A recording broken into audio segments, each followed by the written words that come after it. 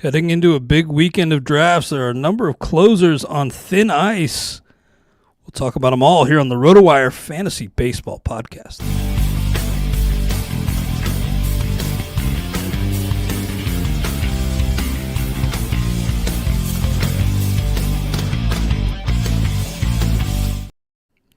Welcome to the RotoWire Fantasy Baseball Podcast. We are brought to you by Fantrax. I'm Clay Link of RotoWire here with Todd, Zola, FSWA Hall of Famer, having some camera difficulties today, but you are with us, right, Todd? You tell me. Do you hear me? Yeah, I got you. Yeah, it's playing player picture in picture, and I can't get it to get off of picture in picture. Well, we'll talk. I'll work on it. I got a secondary behind me. We'll figure this out.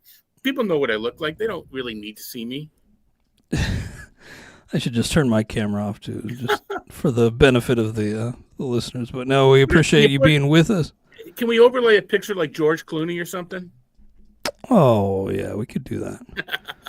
Maybe for both of us, just get some hunks, some certified hunks on the camera. But let's get right into it, Todd. No time to waste here ahead of this huge weekend of drafts.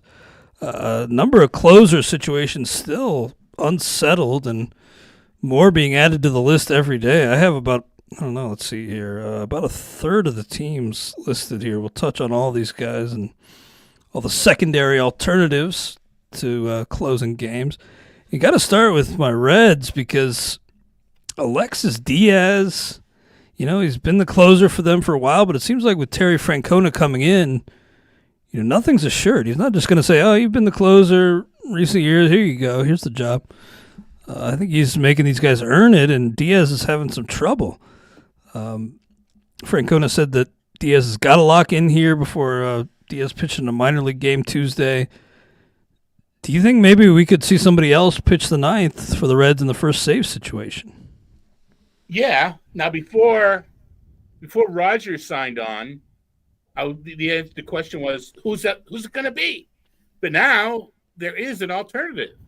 So acquired via trade, by the way. But yeah. Right. Well, you don't, you acquire him because he's good. You need him, but it's not definite. But yeah, I'm a little nervous, especially because I was buying the discount. On Diaz because it was a year ago that I thought he may be better than his brother. Now his brother's suffering from velocity. We can talk about that perhaps a little bit later. So I am concerned. And Francona, he likes his guy. Of course, he's had Class A. I don't know. I think you give Diaz a chance because I think we can say this with all the closers. Closers run on adrenaline, and you don't get that adrenaline rush. The better closers control that adrenaline in the season. That's why they're better closers. So, yeah, I'm a little – I think you're going to give Diaz a chance. But I'm a little nervous having him on my teams. And Emilio Pagan, maybe more, more traditional late inning arm than the guy like Taylor Rogers. But I think Rogers is the guy I would throw the spec on at the end because, as you know, Emilio Pagan has some past closing experience, but homer prone, and that's really not a good fit in Great American Ballpark. So Reds are paying him $8 million.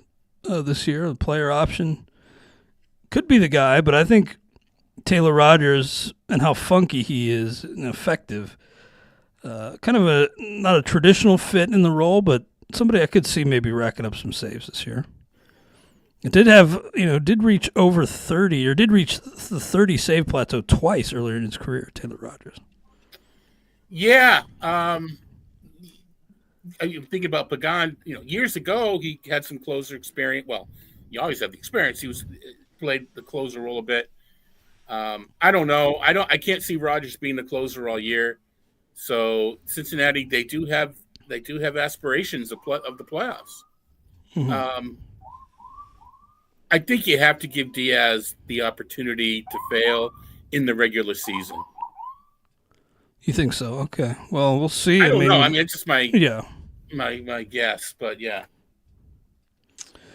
Yeah, it seems like nothing guaranteed under Francona. It's like all earned, so we'll see. Another guy, David Bednar of the Pittsburgh Pirates. A lot of people early on in draft season were drafting him like, yeah, he's going to be back in the role. But I think people forget that he did not log a single save after August 29th last year. I'm sorry, 23rd, was removed from the role. Never got it back. So it still sounds like, according to Derek Shelton, there's no official closer yet. Team not electing to officially name one, at least as of last week Sunday. So it creates some uncertainty. Here's a situation where I don't really see someone who stands out as somebody I'd want to draft on spec here in the Pirates bullpen. Well, guess who has him on teams too?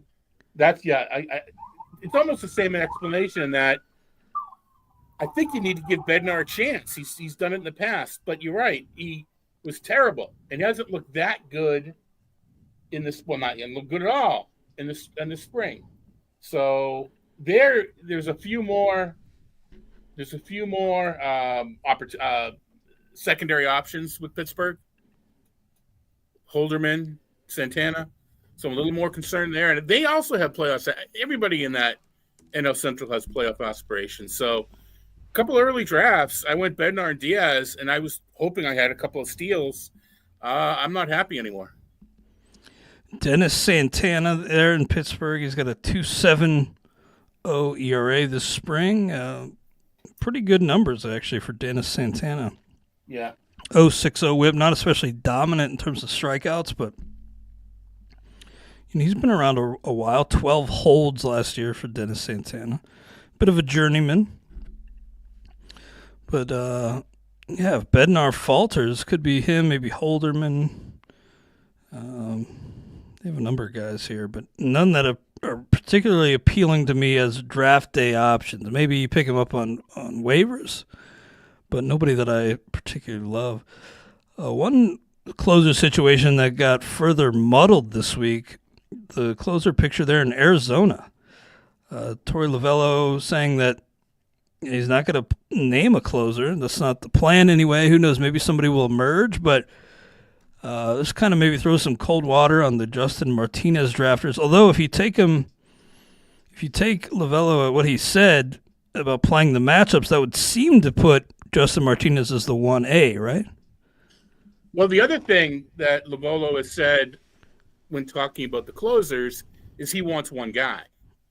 What I think is no one has separated themselves thus far. Remember, he added in Joe Mantiply. I'm looking at it as, Ginkel and Mantiply, okay. I'm looking at it as Martinez and Puck. So I think the Mantiply thing, maybe early on you get an opportunity. And I think he wants one of Martinez or Puck to emerge. Neither of them have pitched terribly, but I guess in 2 or 3 or 4 innings, what can you learn? I think he's going to keep the competition going on. So, to answer your question about, how do you feel if you have Martinez or have Puck or have drafts to go, because we know this is big in FBC weekend. I mean, is it a coin flip? I'm a little nervous about both. If you could get them both, I think you've got the closer, because it does sound like Lovullo wants one or the other. But how willing are you? Say you draft Martinez first. How soon are you willing to jump Puck to make sure you get them both? I guess is the question. Yeah, I like Martinez, but this just kind of makes me a little more hesitant to take him. And don't forget, A.J. Puck was one of the best relievers in all baseball down the stretch last year. So he's not just some guy, some lefty.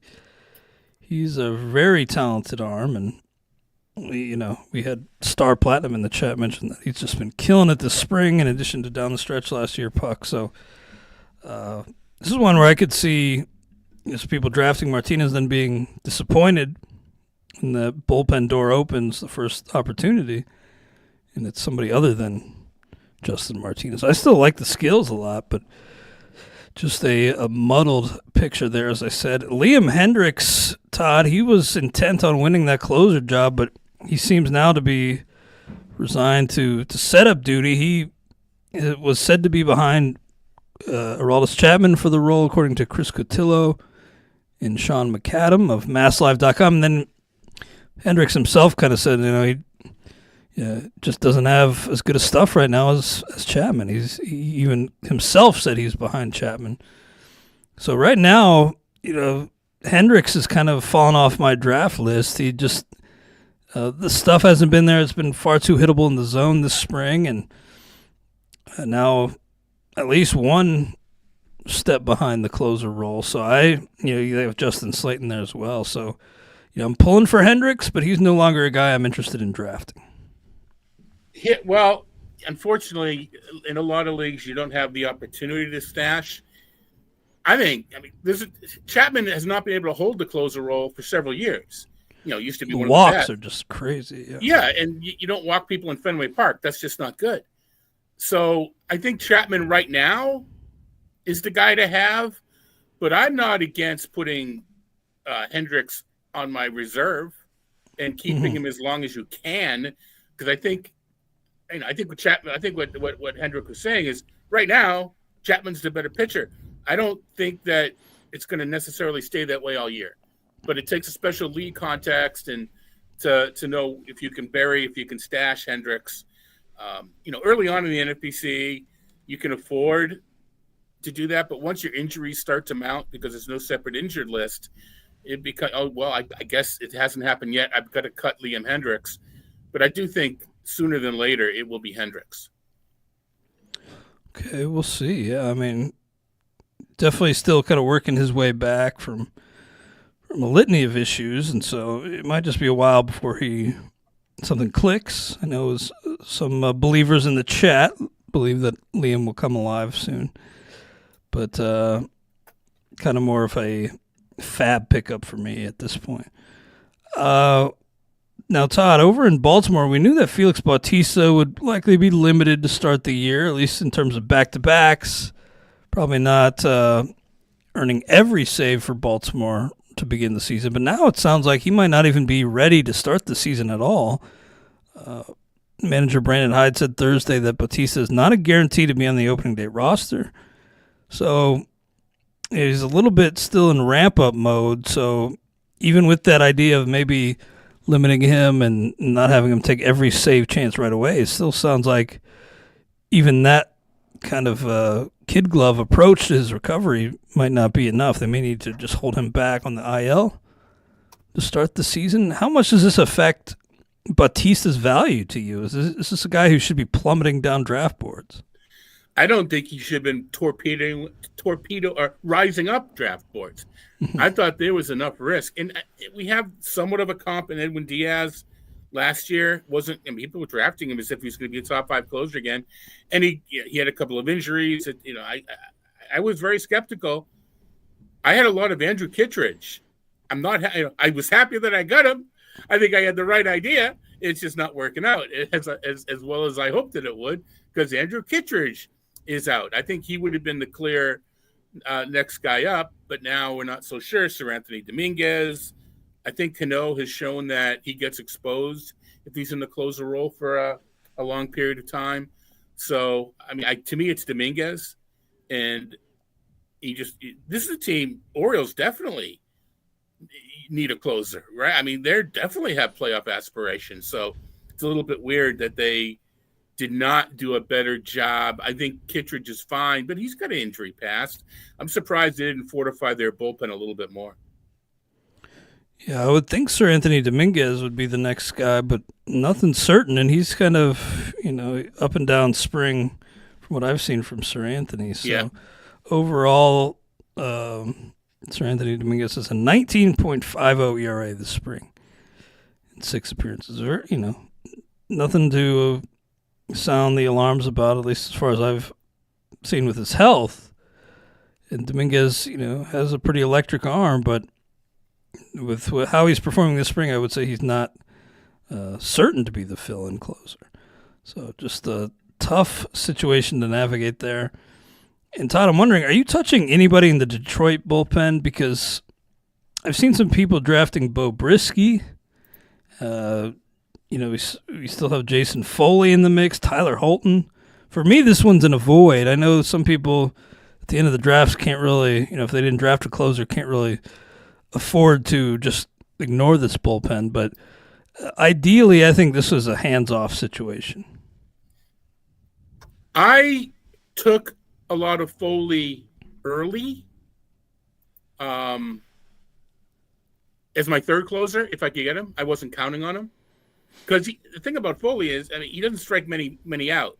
So if he's not closing, you don't want him in your lineup. So, but I wouldn't mind grabbing as my third closer. At the time, I mean, Alex Lang's been hurt. Tyler Holton was sort of the hot button next guy, but he will often serve as their opener, whether you need the opener or not with this staff, especially with Flaherty on it to lengthen it. I don't know. Brisky's just had a really good spring, right? So he's kind of the riser. I'm not drafting Foley unless I get him as my third closer. That's and then it's just, again though, because of the low strikeouts, I'm concerned. We had a guy in the chat, Droopy Dog, mentioned, just getting back to that Baltimore bullpen real quick, that Closer Monkey has Yennier Cano next in line. It could be a possibility. I mean, he was next in line last year for most of the year. He's exposed. He doesn't strike batters out either. He had that incredibly great stretch for his rookie year, historical, if I recall, before he gave up his first base runner, I believe. He's not a closer though. I do not believe. We'll touch on several more closer situations here when we come back. We will pause briefly to bring you a brief prepaid word from our sponsors.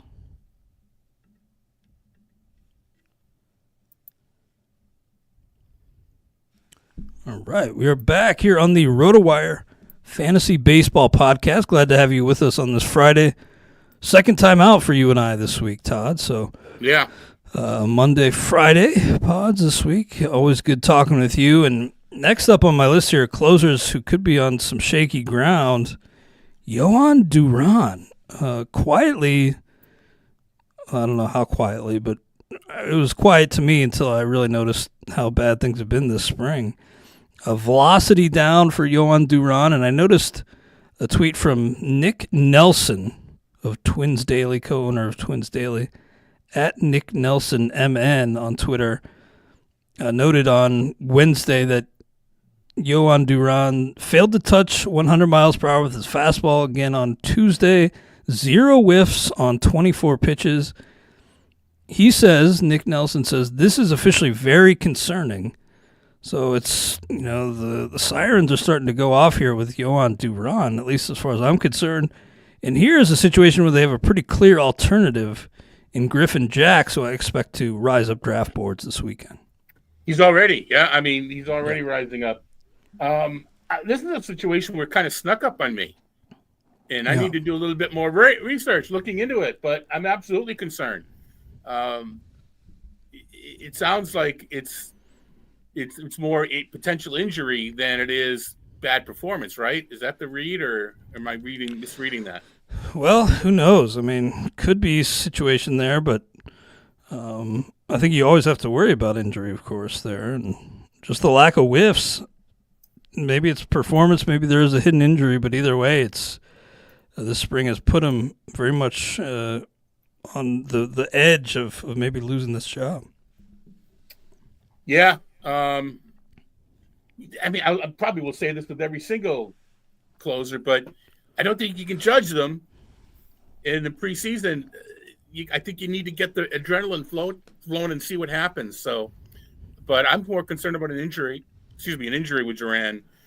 Doesn't he? I mean, he year after year leads the league in 100-mile-an-hour pitches, etc. That's a lot of wear and tear, even for a reliever.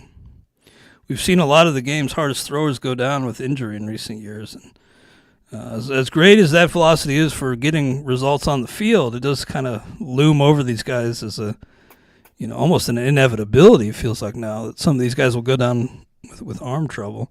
Yeah, you hope not, but just the fact that somebody who follows the team so closely, like Nelson, says that this is officially very concerning. It's definitely raised some red flags for me. By the way, I wanted to mention Lamont Williams in the chat threw out Graham Ashcraft as a sleeper for saves in Cincinnati. Not somebody I'd honestly really thought about, but former starter shifting to the bullpen. I've heard this team talk often about how good his stuff looks like in live BP. Hasn't really translated to strikeouts, but maybe Ashcraft, if he shortens up a little bit, maybe adds a little velo, maybe the stuff plays up. Yeah. Just wanted to mention that because that's kind of a sneaky one. I wouldn't draft Graham Ashcraft. I think it's definitely wise to put him on your radar. Next up here for me is Robert Suarez of the San Diego Padres. A guy who came over from overseas and he settled in nicely in the big leagues, 34 years old, but another guy having a rough spring. This is a situation where a lot of these relievers, it's a small sample, but we have to try our best to parse through and see what is meaningful here and what isn't with these spring numbers. And Suarez, I'd say my concern level is about a 6 out of 10. I don't expect him to lose the job right away, but they have some clear alternatives there. Jason Adam, I like quite a bit. Jeremiah Estrada, I've seen drafted in a few spots as well. Adam, last I checked, wasn't having the best spring either, but he's the guy I think I would draft as the next man up. Personally, well, I'd be drafting Jason Adam regardless, right? Yeah, when he's on, but because Suarez, he's kind of in that, if not the top, very near the top of the next tier, right? I don't know how many other in there now with Clase and Diaz. I don't know how many are in the top tier anymore. I don't know how far you can go and say that you're safe. But to me, Suarez won that next tier. Great team to pitch. I got him in a couple places too, and try to team him up with Adam. But how far up do you jump? You jump Adam. I know that.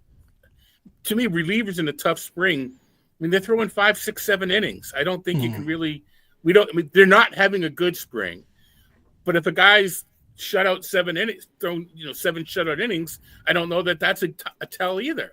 We just can't tell. You can't tell in 4 innings in April either. But what else do you have? Closers suck. I will say Jeremiah Estrada's having a nice spring. So yeah, well, again, both sides of the coin. Who knows how much this really means? Exactly. But only 5 2/3 innings for Jeremiah Estrada, but a 1.59 ERA, 0.53 WHIP, which is fantastic. So Jeremiah Estrada kind of had a sneaky good year last year too. 2.95 ERA, 1.07 WHIP, 1.88 batting average against. So don't write off the possibility of Jeremiah Estrada. I think he went in probably the reserve rounds of the Staff Keeper League auction we did earlier this week. But yeah, it could be a guy who's on the rise. And Uncle Ted mentioned that he had a 40% K rate last year. Jeremiah. Well, he was going to be the closer of the future in the Cubs. And he had some control issues. I don't know why they gave up on him. They went to Alzolay and now, clearly Presley and Hodge. But he was the Hodge of a couple. Well, that's a silly analogy. But yeah, he was the guy a couple years ago, and it never came to fruition. Control. Yeah, some of these guys who we see as closers of the future don't necessarily always get into the job. It's sometimes it just never happens, and they get hurt or performance issues, and sometimes as much as we see closing in the future for some of these arms really electric, sometimes it just doesn't happen. But maybe it will happen for Jeremiah Estrada this year in San Diego. Next up I have here, and the last guy on my list, we can talk about any other situations you want afterwards if there are any other closer situations you want to discuss. But the next guy on my list here is Pete Fairbanks.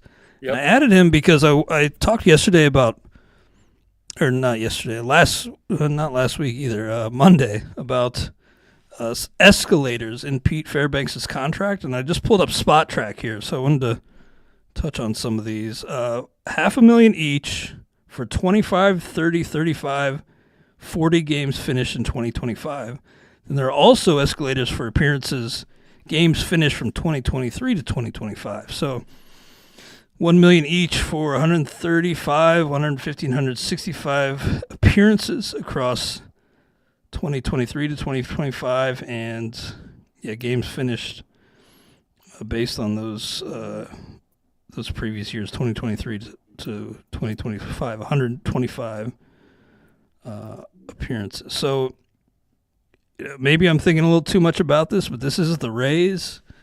We've seen what they do, and for me, it feels like,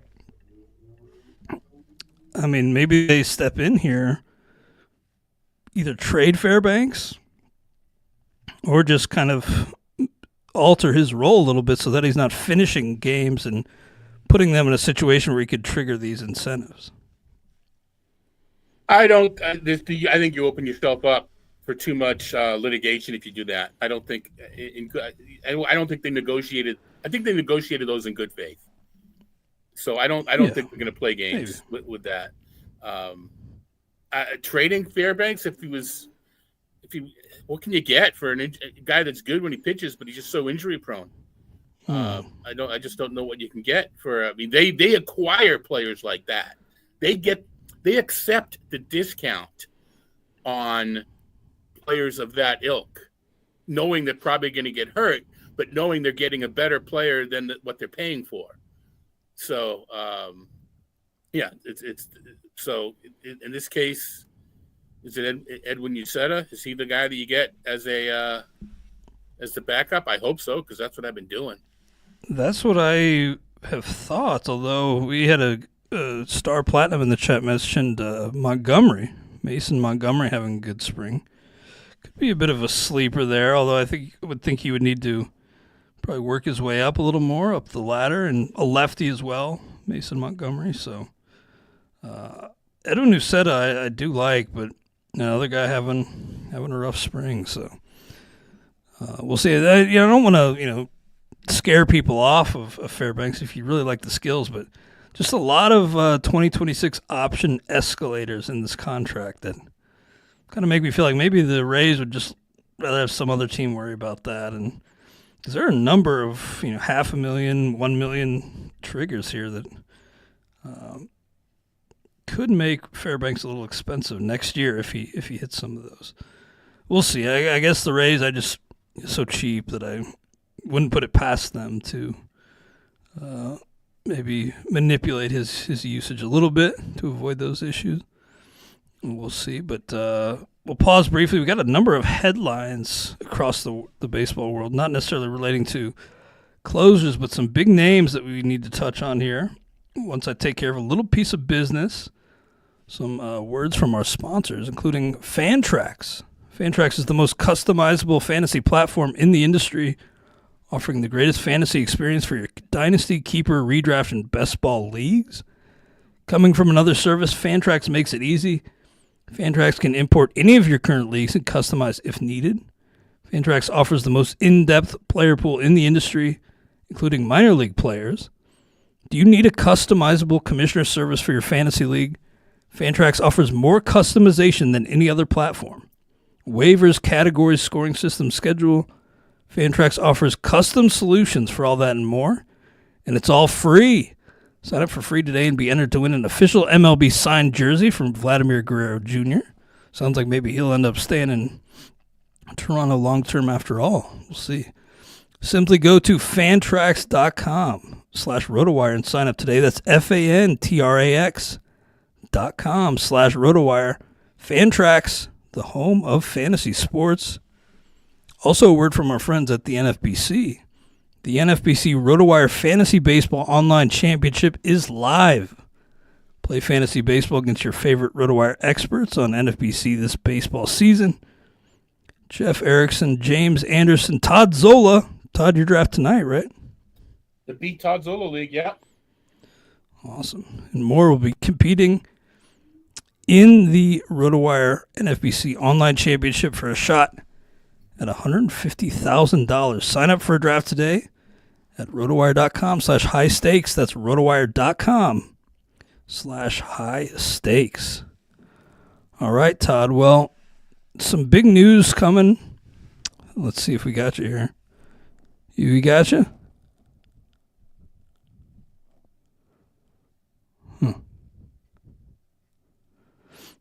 Well, it looks like maybe we lost Todd, but we'll see here. Anyway, the big news that I've been seeing is that Gunnar Henderson, quote, running out of time to be ready for opening day. Todd, you with us? Maybe you should get on the other computer because I don't hear or see you.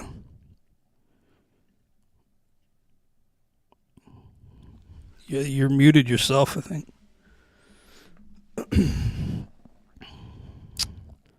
No, probably shouldn't have changed mid-show, but that's all right. We'll do what we can here. Thanks for bearing with us on the chat. Gunnar Henderson, I moved down my list here just a little ways, but we have a new roundtable update coming, and right now I have Gunnar Henderson 10th, but push comes to shove, I might be a little reluctant to draft Gunnar Henderson in the first round. I now have him behind Corbin Carroll, Kyle Tucker, Paul Skeens. Push come to shove, I might take Vladdy over him. I know he doesn't offer the stolen base element that Gunnar Henderson does, but I don't love spending a first-round pick on a guy who couldn't end up on the IL to start the season. There we are. You can hear me now. Yeah, what happened there? Well, I got the mic working, but I didn't flip it back to this mic. Gunnar, I talked with Eric a lot on the Sirius show today about Gunnar Henderson. Making a choice like that further down in a draft is a little easier, but there's just so many good players that are you going to pass on Kyle Tucker? Are you going to pass? Well, Mookie Betts isn't the best example anymore, right? Vladimir Guerrero. Are you going to pass on these guys and potentially risk, a setback? I don't know. I mean, I've got a draft tonight where I'm picking 11th. I may have to make that decision.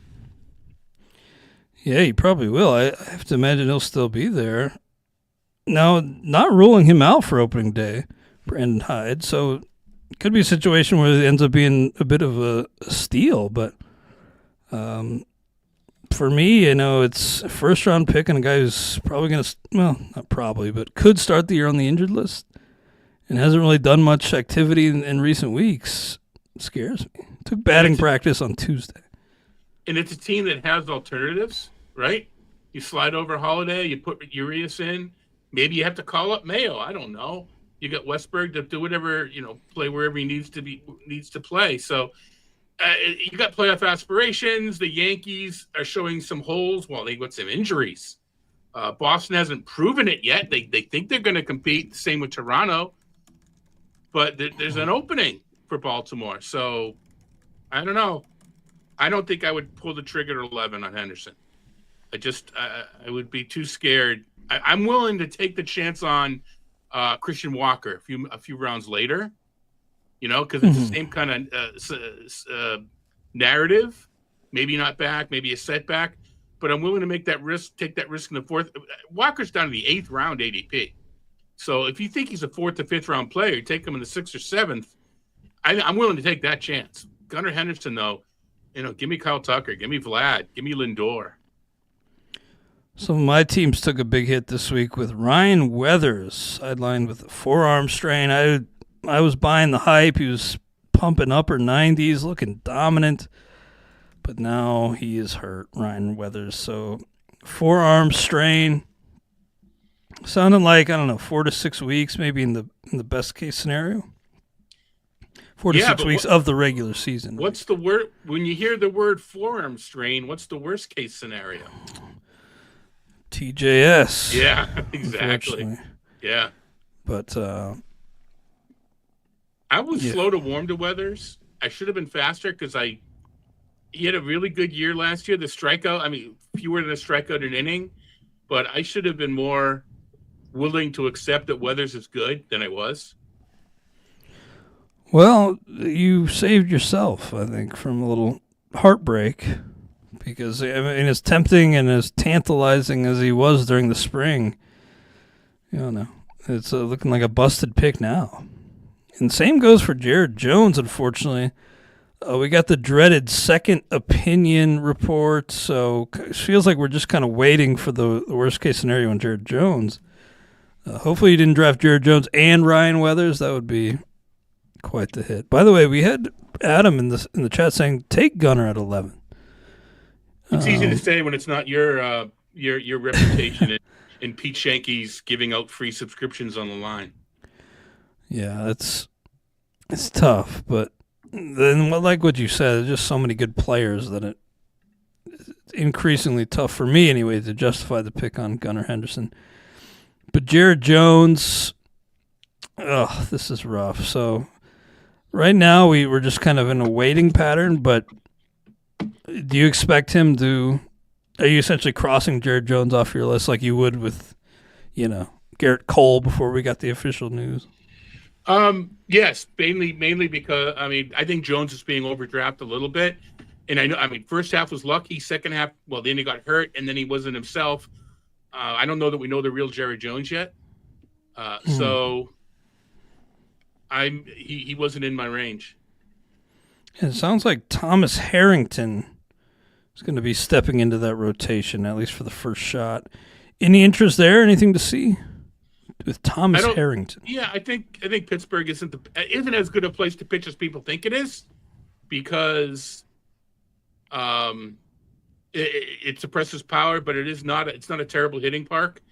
But even so, yeah, I'm interested in Pittsburgh starters. I think Bubba Chandler is the better long-term guy. Harrington's a year older, a little more experience. So I'm definitely interested in Thomas Harrington. Okay. Not somebody that I've really familiarized myself with, but I will have to. Old Thomas Harrington. Next up on my list here, just spring training news and notes, Hunter Goodman of Colorado. And I have to say, I was doing preseason outlooks. I looked at him and thought, why is he going as a catcher too in these drafts? Like, he's not even a lock to make the team. I get that he's got some power in Colorado, but doesn't really have a defensive home.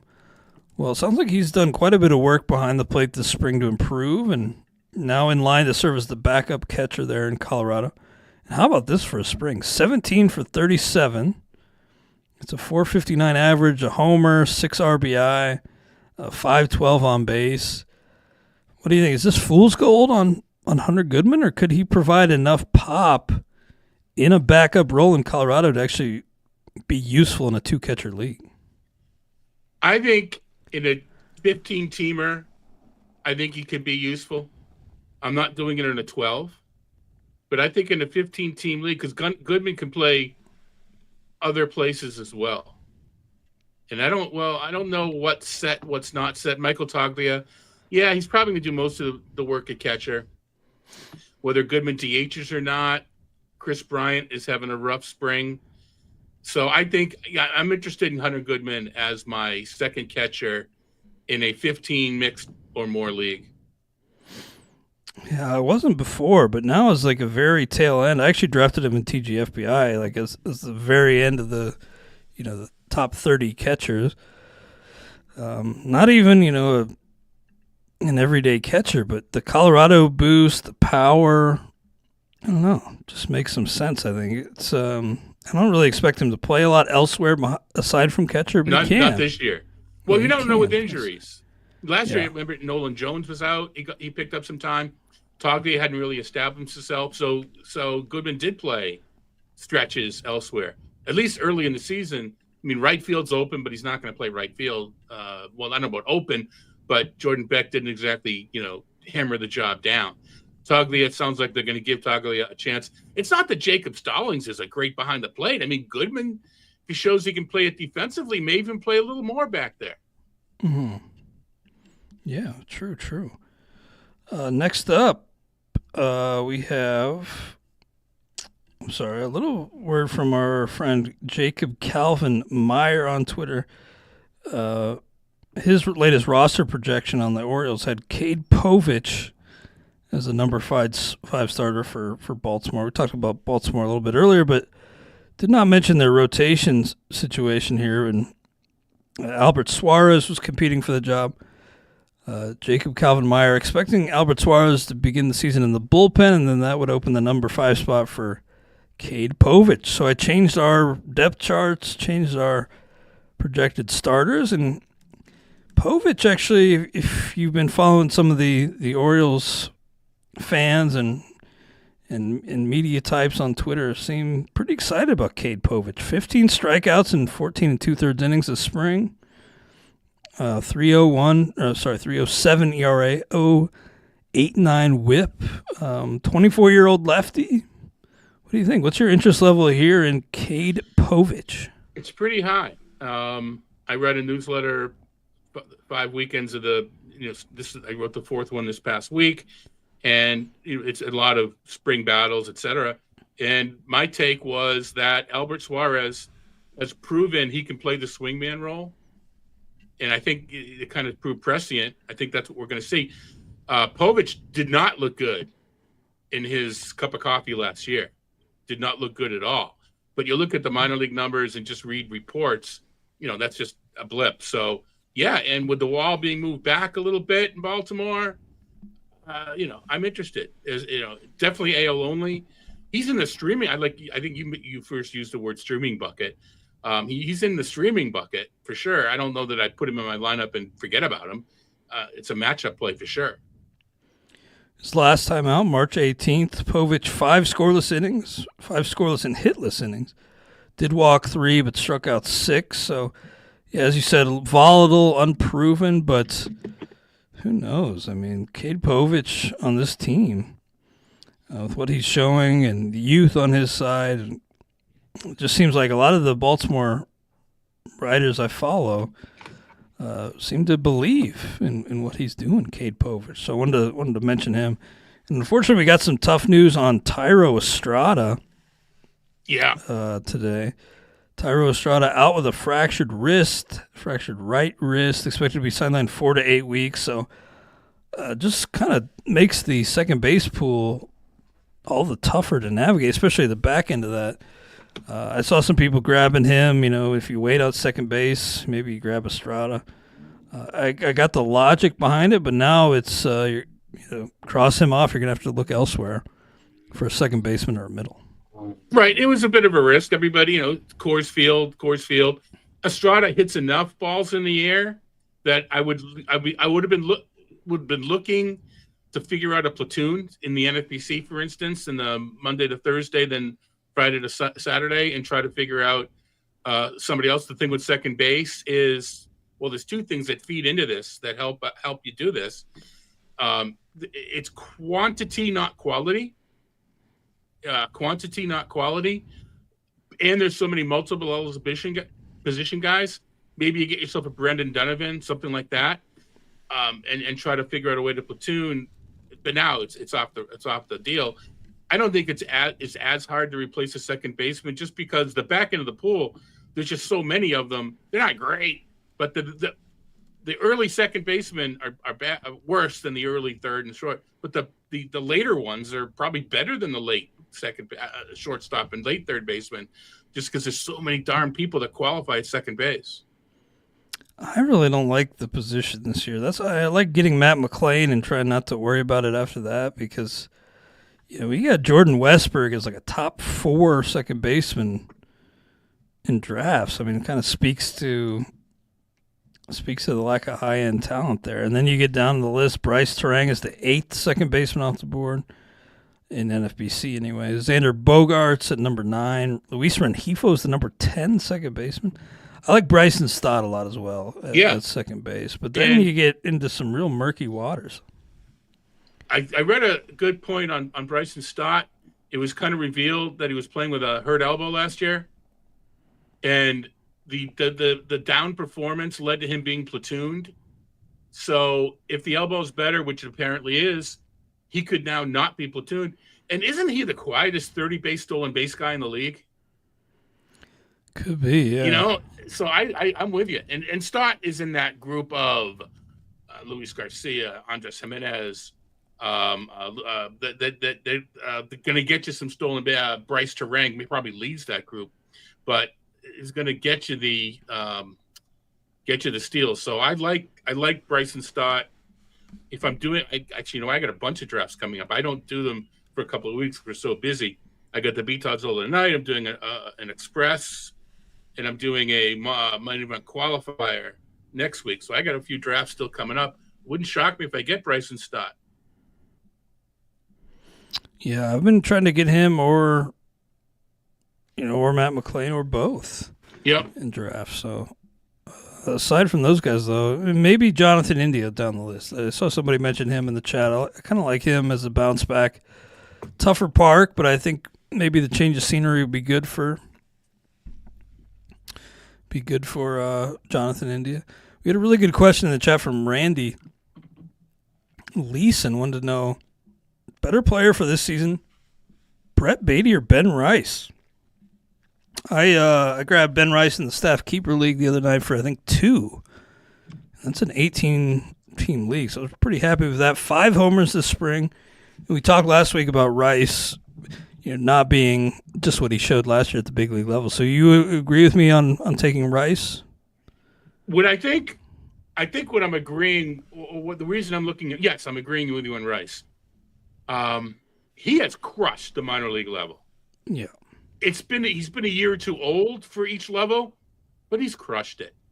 To me, just as important is 160, 170 average. His stat, and I know StatCast expected numbers aren't the be all end all, but they were a lot better than his actual. 230 average expected, I think, something in that range. So I am willing to give Rice the benefit of the doubt. Now they're both sort of on the radar because of injuries. Rice for Stanton and Beatty for McNeil. And, there is an opportunity for Beatty and Acuna. Jeff McNeil has not played well lately.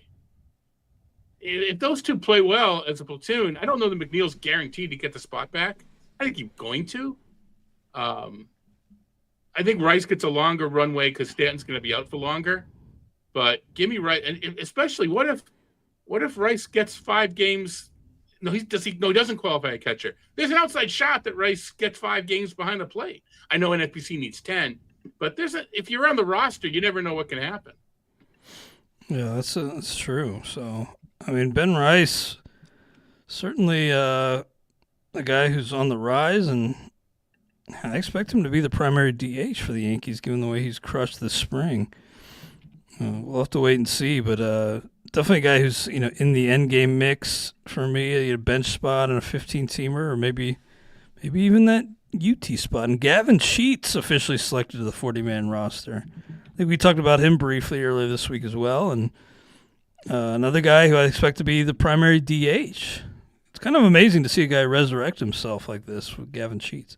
Officially added to the 40-man yesterday. We talked about this with Eric.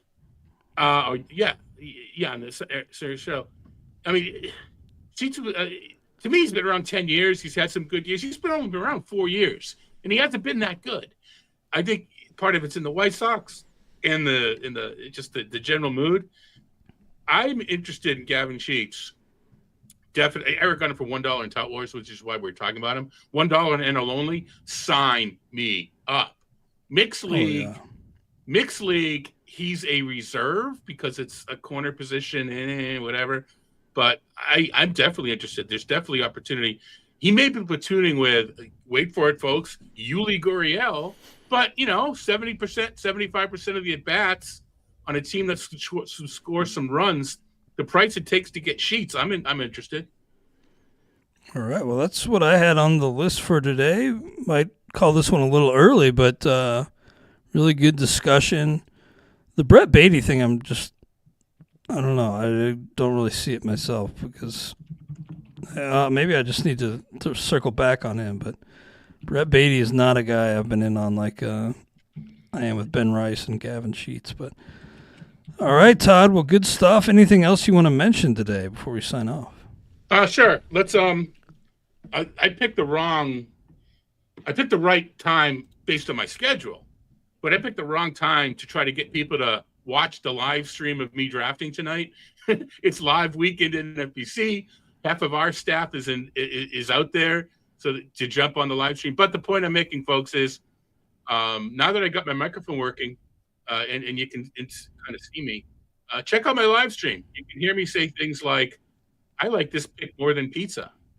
My 10 p.m. It'll be on the RotoWire YouTube, RotoWire Twitter, live streaming the Beat Todd Zola League in the RotoWire Online Championship. So, yeah, check it out. I know it's Friday night, date night. Hey, stay in and hang out with me. 10 Eastern tonight. 10 Eastern. They take 2 or 3 hours. So I'm gonna have some fun, whether or not someone pops on or not. I'll have some fun with it. Well, it'll be interesting. Maybe go with a slightly different closer approach than Alexis Diaz and David Bednar. In a 12-teamer, I've been doing that. Yeah. So we're okay there. I'm not going to get Clase. I'll admit that right now. I'm not going to get Diaz, but I don't think I'm going to be looking at Estevez and Urseg, for instance. Don't be shocked if I end up with Presley and Hodge. I like to pair these guys. I like to get one that in a 12-team league, get one that's okay. Then I like to pair. It may be Fairbanks and Uceta, although I'm backing off that a little bit. I'm not going to touch the Red Sox. There's still a couple of other Tanner Scott, when he was first named closer, was at a bit of a discount, but I think he's now, people are saying no, he's the guy. So I don't know that it's going to be Tanner Scott. I think. I don't know. Is no Gavin Williams not? There's another closer of that ilk that I'm trying to think who it might be. I'm trying to remember off the top of my head who it is that I think is people's like, is he going to be the guy? And I think he is. It's in a similar Tanner Scott mode. It may come to me. Sign on tonight. You can hear it. I didn't really think Ryan Presley looked very good in his Cubs debut the other day. Well, Hodge sliced him up right in the 8th. Presley got into some. Presley walked 3 in his one inning. He looked good early. Looked good early. He got one batter out. Zola. That's early. Yeah. Then he got into. Then he started walking the ballpark. So yeah, that was a little disconcerting, if you will. But again, I guess these guys they were playing. When we're watching the game at 3 a.m, 6 a.m, depending upon where you live. That's when they're playing. They've been out there a little while, but how long does it take till you get completely acclimated? So, I don't know. I found the price on Jordan Romano to be kind of interesting, by the way. Just not a guy who's really getting pushed up to that next tier, which I thought he might, but maybe in drafts this weekend he will. But a lot of closing experience, and I think he was brought into Philadelphia to be that guy. So. Rough year last year, but ERA under 3 in each of the previous 4 seasons. So I think it's easy to forget how good Jordan Romano's been. There are a lot of scenarios where if I can get both guys, I will jump all over. Suarez and Adam. I know we talked earlier; they're not having great springs. And in a 12, it's just a matter of how soon you want to jump Adam's ATP or set his ATP. I'm back to science again. ATP. ADP, and I'm not so worried about it because once you're in the 16th, 17th round, the difference in players is just so flat that you're not giving up a ton to take Jason Adam a little bit early, or whoever you decide. Estevez and Urseg's not the best example because that's not the best example. Even though you pair them up, that's not the best example. But yeah, I'm not going to spend $1 on Mike Clevenger like I did in our. I think I was talking to Jeff. I don't think I did it in the group chat. I almost did it, but when I put Clevenger out in the RotoWire staff league, we had so much buzz on him in the Slack that I thought he would go for more than $1. And it's all right. I got Clevenger to buck, my third closer, but I had budgeted to spend a little more on a second starter or another starter. That kind of threw me in the end game because I have now $6 or $7 more bucks than I thought I would have because I expected to get a $6 or $7 starter, and we got crickets on Clevenger. Yeah, who was the other closer that went for $1 at the end? I forget who it was, but I got Martin. It's kind of like the Dregs were both $1 closers. Leagues are starting to sort of mush together for me. So I don't know at this point. Toronto, Hoffman is a guy that I'm kind of interested in. Price is soaring there, though. The price on all these guys is soaring, right? Yeah, but I used to say this about starting pitching. I'm going to say the same thing about closers. you draft the pitcher. You don't draft the round, right? You figure out what tier you want to draft from. And if you have them air quote ranked in the 10th round, if that tier is going in the 7th, you can't say, well, they're not worth the 7th round pick. You have to adjust to the market and take a guy in your tier. If you wait to the 10th round, you're going to be in the 3rd tier. So to me, draft the pitcher, don't draft the round. I know it's kind of cliche, but that's the way I feel with closers. Is I'll write out, these 5 I'm not going to get, these 5. This is my next tier. This is my next tier. And I'll just try to make sure I get one from each tier. Real quick, Randy wanted to know if you have any open spots left, or is your league filled already? The league is filled. It actually, I didn't even have to, I think Randy's been in the league before, probably getting a free RotoWire subscription because of it. If you really want to beat me, I'm doing a DC Express on Sunday night, and I'm doing a main event qualifier on Monday. So they're not beat Todd Zola leagues. You don't get the free RotoWire subscription, but if you want to have a chance to, a lot of people out there beat me lately. So hey, what am I going to do? Well, good luck, man, and thank you all for being with us. Good luck to all you guys in the chat. Big drafts coming up. Good luck. Try to buckle down and do what you do. I've been using the main event ADP as my new draft sheet, and I think that's what I'm going to do moving forward. I think, sometimes the market's a little different than your standard home league, but I think the main event ADP is just giving me a good sense of where I really need to jump my guys and not wait on the, I think Christopher Sanchez's. You absolutely use that as a guide. I wrote about this for a couple pieces in RotoWire. I talked to Ariel Cohen about, we talked because it was based on his stuff. I admit, right, that wisdom of the crowd is better than my projections. And it doesn't have to be the ATC. It can be, you could average any 5 projections and it's going to be better than mine. I know that. But I'm not, I do them. And so there are players, you kind of just said the guys that you want. I will use my projections, if you will, my rankings to focus on a couple guys that I kind of want. But I'm relying more on things like the ATC and other things like that. My own ATC, taking the RotoWire, taking Jeff's, taking Baseball HQ's, taking Mike Podhorsers that aren't part of ATC, kind of make them my own. And I'm using those more than my own to kind of fill in the blanks.